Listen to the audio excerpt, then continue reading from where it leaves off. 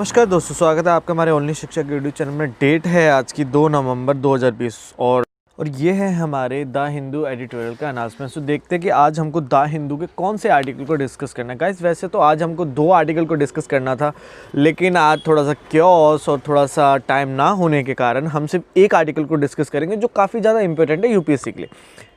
उस आर्टिकल का नाम है the shifting trajectory of India foreign policy. इस आर्टिकल का कंटेस्ट है कि India USA deal defence corporation. आज इंडिया की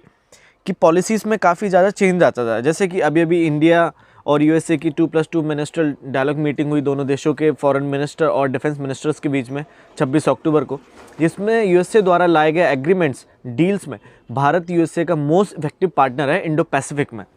दोनों देशों के बीच में डायलॉग मीटिंग्स के द्वारा सिर्फ चाइना को लेकर मीटिंग को हेल्ड किया गया, जिसमें चाइना को यूएसए द्वारा अगेंस्ट वार टारगेटेड किया गया था, जिसमें चाइना के एक्सपेंशन को रोकने के लिए यूएसए द्वारा उसे वर्ल्ड की सभी डेमोक्रेटिक नेशंस पर एक खतरे के रूप में बताया गया। चाइना के इस एक्सपेंशन को रोकने के लिए यूएसए द्वारा भारत के साथ में बेका basic exchange and corporation agreement को लाया गया अभी, जिसमें दोनों देशों द्वारा जियोस्पैटिकल कॉर्पोरेशन होगा, जिससे इंडिया द्वारा यूएसए के कई डिफेंस में कॉर्पोरेशन को स्थापित किया जाएगा और इंटेलिजेंस इंफॉर्मेशन में भी दोनों देशों द्वारा इंफॉर्मेशंस को शेयर व एक्सचेंज किया जाएगा। इस बेका एग्रीमेंट के लिए दोनों देशों के बीच में 2 दिन की बायलैटरल मीटिंग हुई, जिसमें मिलिट्री टू मिलिट्री कॉर्पोरेशन होगा, सिक्योर किया जाएगा कम्युनिकेशन सिस्टम्स को दोनों देशों के, और इन्फॉर्मेशन शेयरिंग की जाएगी दोनों देशों के बीच में। और इस एग्रीमेंट से डिफेंस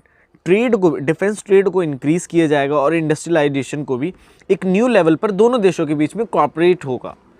आज यूएसए के बेका एग्रीमेंट को एक्सेप्ट करने से आज इंडिया यूएसए का बहुत बड़ा पार्टनर है, जिससे पहले भी मिलिट्री एग्रीमेंट्स को स्थापित किया गया है। जैसे कि 2016 में भारत द्वारा यूएसए के LEMOA logistic exchange and memorandum of agreement को साइन अप किया गया था,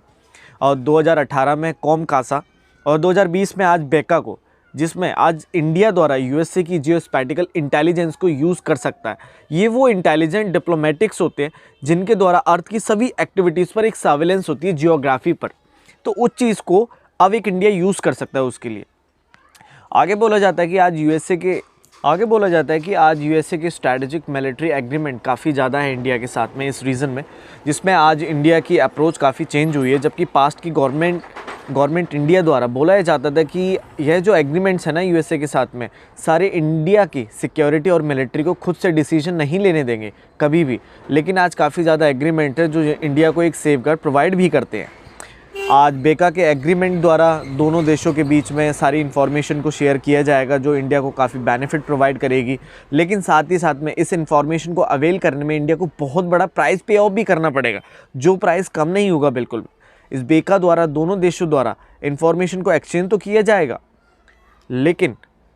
जो इंडिया खुद ही आज अपनी अप्रोच को स्ट्रैटेजिक ऑटोनॉमी की भाषा बोलता है, वो तो ख़त्म ही हो जाएगी। इंडिया खुद से डिसीजन नहीं ले पाएगा अलायंस से पार्टनरशिप में, जिससे इंडिया का स्ट्रैटेजिक ऑटोनॉमी को मेंटेन करना बहुत मुश्किल होगा। आज यूएसए द्वारा इस बेका को लाना और इंडिया द्वारा इस बेका को एक्सेप्ट करना, जो सिर्फ एक ही बात बोलते हैं, चाइना की,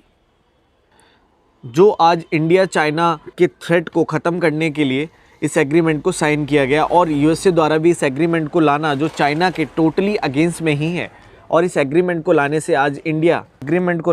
इंडिया उस एंटी चाइना की लिस्ट में शामिल हो गया है। आज इंडिया द्वारा इस बेका को साइन करने से काफ़ी इम्पैक्ट होंगे इंडिया पर, जैसे कि इंडिया की जो पॉलिसी थी न्यूट्रल रहने की वो ख़त्म हो जाएगी, जैसे कि कोल्ड वॉर के टाइम पर किया गया था। और जब 2 ग्लोबली में हाईएस्ट कंट्रीज़ लड़ रहे थे, तब इंडिया द्वारा अपनी दूरी बनाकर रखी जाती थी, लेकिन आज ग्लोबली में पॉलिसी में चेंज आया है, क्योंकि आज ग्लोबली में काफ़ी ज़्यादा थ्रेट है। आज वर्ल्ड में काफ़ी ज़्यादा डेंजर थ्रेट है कंट्रीज़ के बीच में, लेकिन आज वो समय भी है जब कंट्रीज़ द्वारा इस समय को अपॉर्चुनिज़म बनाया जा सकता है, जैसा कि आज किया जा रहा है।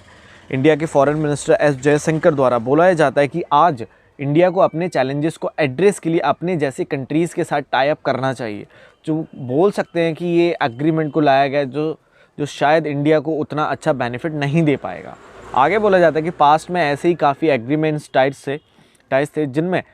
इंडिया काफ़ी लंबे समय तक बाहर था, जैसे कि क्वाड की एक्सरसाइज को काफ़ी समय तक बंद रखा गया था, जो एक्सरसाइज कंट्रीज़ मेंबर्स के बीच में सिक्योरिटी और मिलिट्री कॉपरेशन के लिए थी, जिसे चाइना द्वारा उस एक्सरसाइज को एक थ्रेट माना जाता है। जिससे चाइना उस एक्सरसाइज की निंदा करता है, ये एक्सरसाइज की सिर्फ चाइना के खिलाफ के लिए है। लेकिन आज वही एक्सरसाइज को मिलिट्री कॉरपोरेशन के लिए नहीं बल्कि एंटी चाइना के लिए किया जा रहा है, जिससे इस एक्सरसाइज में इस बार ऑस्ट्रेलिया को भी शामिल किया गया है, जिसमें बाकी अन्य कंट्रीज़ पहले से भी इस एक्सरसाइज की मेंबर कंट्रीज़ थी। इसके कारण इन एक्सरसाइज और बेका एग्रीमेंट से आज इंडिया यूएसए के काफ़ी क्लोज तो हो गया है, लेकिन जिससे फिर भी इंडिया के वो इंटरेस्ट नहीं जनरेट हो पाएंगे जिसके लिए इंडिया इन सब में शामिल हुआ है। आज इन एक्सरसाइज से इंडिया चाइना के रिलेशन काफ़ी ज़्यादा ख़राब हुए हैं, लेकिन इससे पहले भी इंडिया चाइना के रिलेशन कोई ज़्यादा ठीक ठाक नहीं थे। 1988 के बाद से भी इंडिया द्वारा हमेशा एक बायलैटरल रिलेशन की नींव रखी गई, लेकिन जिसमें बहुत डिस्प्यूट हुए, फिर भी इंडिया द्वारा रिलेशन को बनाया गया था, जिसमें अच्छे से रिलेशन को चलाने के लिए इंडिया द्वारा पॉलिसीज़ को लाया गया, एग्रीमेंट्स को लाया गया, जिससे चाइना के साथ होने वाले कन्फ्लिक्ट्स को हटाया जा सके। जैसा कि 2017 में डोकलाम इशू हुआ, इंडिया द्वारा दोनों देशों के बीच में स्ट्रेंथन के लिए काफ़ी एग्रीमेंट्स लाए गए, लेकिन जिसके बाद भी चाइना के साथ इश्यूज़ कन्फ्लिक्ट हैं और आज इंडिया का यूएसए के साथ अपने रिलेशन को स्ट्रेंथन करना, जिससे ये इशू कन्फ्लिक्ट बढ़ता ही जा रहा है चाइना के साथ में। आज यूएसए द्वारा इस बेका को लाना जो सिर्फ चाइना को काउंटर करने के लिए, लेकिन इंडिया द्वारा इस बेका को साइन करना जो सिर्फ इंडिया द्वारा मिलिट्री को स्ट्रेंथन करना है, जियो स्पैटिकल इंटेलिजेंस को ऑब्टेन करना और अन्य एक्सचेंज ऑफ इंफॉर्मेशन को अवेल करना जो इंडिया को डेवलप करेंगे डिफेंस में। लेकिन इस बेका से इंडिया के बिगड़े हुए रिलेशंस चाइना के साथ और ज़्यादा वर्स्ट हो जाएंगे, क्योंकि चाइना द्वारा सिर्फ यही माना जाता है कि इंडिया द्वारा बेका को साइन करना सिर्फ एक एंटी चाइना के लिए है। आगे बोला जाता है कि आज इंडिया द्वारा भी इस एग्रीमेंट को सोच समझकर एक्सेप्ट करना था, क्योंकि इस एग्रीमेंट से इंडिया का इन्फ्लुएंस काफ़ी कम हो रहा है इंडिया के साउथ एशिया और वेस्ट एशिया में। आज इंडिया के पड़ोसी सटीक देश श्रीलंका, नेपाल, बांग्लादेश में, जिनमें इंडिया का इन्फ्लुएंस तो है, लेकिन जिसमें से कई इश्यूज़ पर इंडिया की कोई अप्रोच ही नहीं है।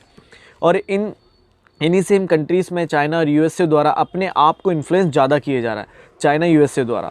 जैसे कि अभी मालदीव्स द्वारा मिलिट्री एग्रीमेंट्स को लाया गया यूएसए के साथ में, जिससे चाइना के एक्सपेंशन को हटाया जा सके इंडियन ओशन रीजन में से, जबकि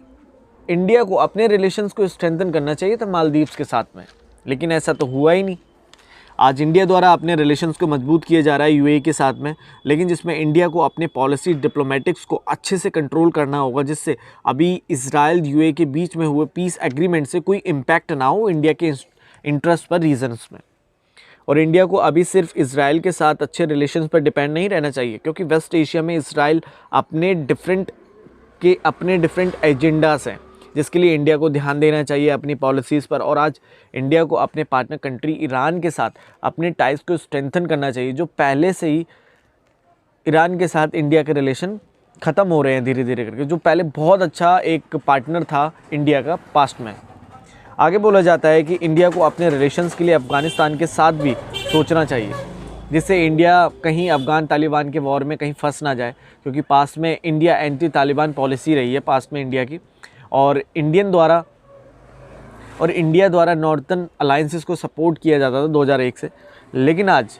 इंडिया की लाई न्यू पॉलिसीज़ पर एक अच्छे से विजिलेंसी होनी चाहिए, जिससे अफ़गान के साथ होने वाली एग्रीमेंट्स में कहीं इंडिया तालिबान के साथ फंस ना जाए, जैसे कि कई सालों तक यूएसए फंसा रहा था। इंडिया को आज अपनी पॉलिसीज़ को समझना चाहिए, जिससे अफ़गान के साथ में अपने ऑब्जेक्टिव को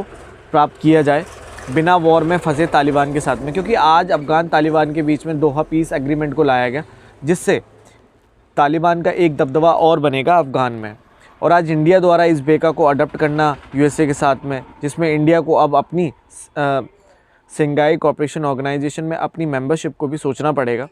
क्योंकि यूएसए के साथ इंडिया की बेका एग्रीमेंट, जिससे रशिया चाइना दोनों कंट्री यूएसए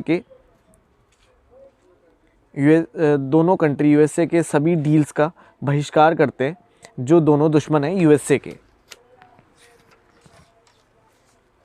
जो चाइना रशिया दोनों ही शंघाई कोऑपरेशन ऑर्गेनाइजेशन के मेंबर कंट्रीज हैं, जिसे एक एंटी नाटो ऑर्गेनाइजेशन भी माना जाता है, जिसमें आज इंडिया को अपने डिप्लोमेटिक स्किल्स को यूज़ करना होगा। इंडिया नॉन अलाइंड मूवमेंट्स का मेंबर है, लेकिन इंडिया की पॉलिसीज़ के अनुसार आज इंडिया इस नॉन अलाइंड मूवमेंट से बाहर आज दिख रहा है, जिसमें इंडिया द्वारा अपने आप को पास्ट में अफ्रीकन,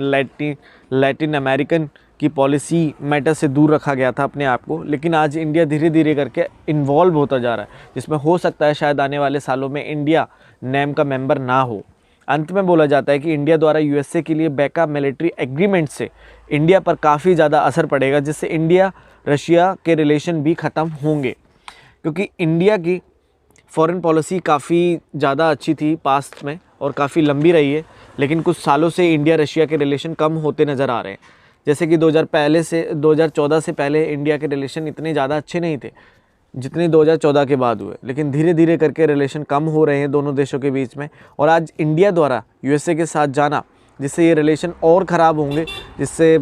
रशिया चाइना के पास आज जाता जा रहा है, जिससे दोनों देशों के बीच में रिलेशन मजबूत हो रहे हैं, जिसके लिए आज इंडिया को अपने रिलेशन रशिया के ऊपर भी ध्यान देना चाहिए, जिससे आने वाले समय में कहीं इंडिया रशिया के रिलेशन ख़त्म ना हो जाए, क्योंकि आज वर्ल्ड में सभी कंट्रीज़ के बीच में बहुत ज़्यादा क्योस है, थ्रेट है। तो गाइस, आज का ये था हमारा द हिंदू अनाउंसमेंट, एंड आशा करता हूँ कि आपको समझ आया होगा। अगर आपको समझ आया तो प्लीज़ वीडियो को लाइक, शेयर एंड सब्सक्राइब जरूर करें, and please more and more share करें। Thank you very much.